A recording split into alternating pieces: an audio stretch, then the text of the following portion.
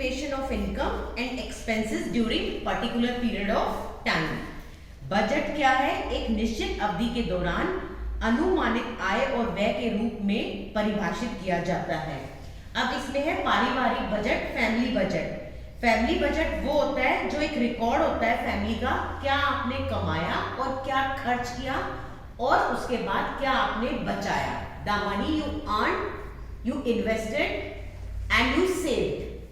तो इसमें है सबसे पहले steps in making budget. Budget निर्माण के विभिन्न चरण हैं। सबसे पहले क्या करते हैं हम इसमें, हम बनाते हैं list. Prepare a list of commodities and services. क्या चीज हमें चाहिए? रोटी, कपड़ा, फिर उसके बाद fuel, tax, house, education, medical facilities, या कोई बीमार हो गया घर में उसके लिए, दवाइयों के लिए। फिर हम देखते हैं कि किस किस चीज में कितना कितना खर्च लगेगा, एस्टिमेशन ऑफ कॉस्ट।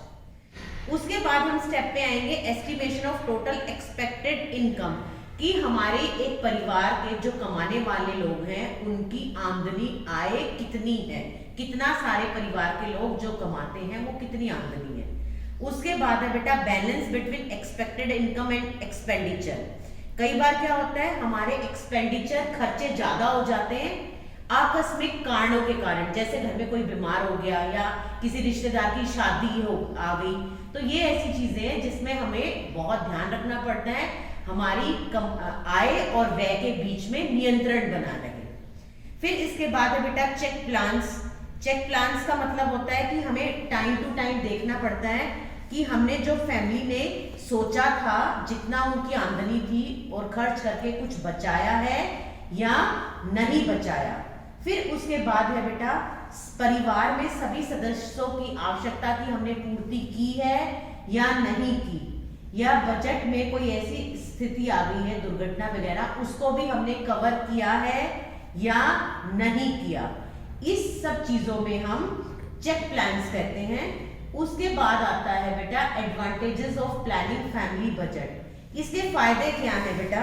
सबसे पहले है पूरी फैमिली को ओवरव्यू हो जाता है, परिवार को पता चल जाता है कि उनकी आय कितनी है। उसके बाद उसको विभिन्न भागों में बांटा जाता है, अनिवार्य खर्चे, उससे कम अनिवार्य और लग्जूरियस, जो हमारी लग्जरी के आइटम्स हैं, फोन्स, कहीं घूमना, ये सब चीजें, रेस्टोरेंट में जाके खाना खाना, तो ये चीजें हम अपनी थर्ड कैटेगरी में काउंट करते हैं। इसके बाद है हमारा नीचे लास्ट है इसमें बजट में topic control in money management, धन प्रबंधन में नियंत्रण।